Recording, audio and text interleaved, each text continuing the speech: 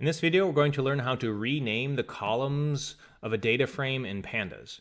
And you can see these columns have some names that aren't that easy to understand, so we're just going to rename them descriptions that are a bit longer and easier to understand. So to rename a column, all you have to do is use the .rename function. So you say the name of the data frame, in this case data.rename, then you say columns equals, and you pass in a dictionary that is mapping the old column names to the new column names.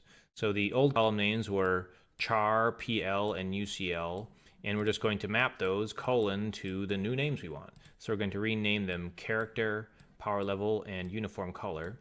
And when we run this, the columns will be replaced with our new names. And that's all there is to it.